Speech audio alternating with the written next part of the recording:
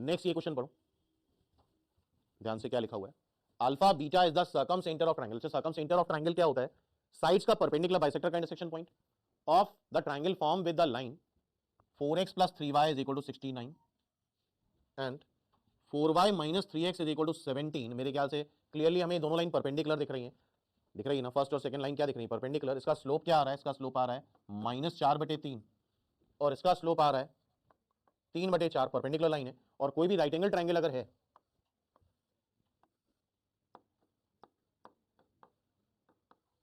तो हमें पता होना चाहिए कि हाइपोटेनस का mid point is the circum centre. In a right angle triangle mid point of hypotenuse क्या होता है,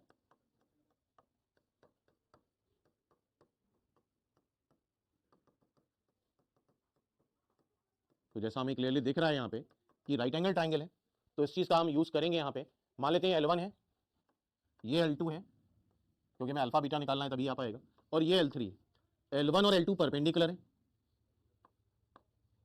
जो कि क्लियरली हमें दिख रहा है। L3 इसको कट कर रही है और हमें A और B ही तो चाहिए, C ना भी मिले क्या फर्क है। तो हम इसको एक बार इससे सॉल्व करें, L3 को L1 से सॉल्व करें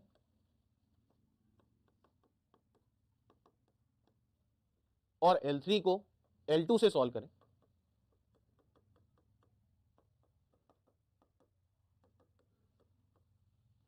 इन दोनों को आपस में सॉल्व करके हम A और B निकालते हैं। जरा निकालो, इन दोनों को साइमल्टेनियसली सॉल्व करो और A और B के कोऑर्डिनेट निकालने, x की वैल्यू y के टर्म में रखो, A निकालो फिर B निकालो। तो L1 L3 को सॉल्व करा तो क्या आ रहा है, 12 7। L1 L3 ये है 12 7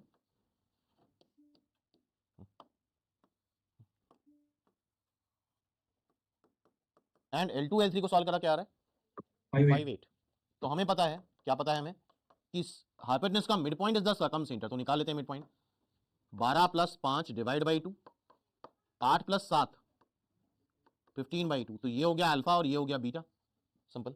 हमें क्या निकालना है, अल्फा माइनस बीटा का होल स्क्वायर, 17 - 15 / 2 का होल स्क्वायर, और इन दोनों को ऐड करेंगे तो 17 + 15 / 2, ये क्या आ जाएगा 2 विच इज 1, ये क्या आएगा 7 5 12 32/2, 17 is the answer, B is the right answer. तो मेन मुद्दा यहां पे क्या था, राइट एंगल ट्रायंगल है तो हाइपोटेनस का mid point is the circum centre, और सर्कम सेंटर की डिस्टेंस तीनों वर्सेस से बराबर आती है, OA = OB = OC, these lengths are equal, simple, okay.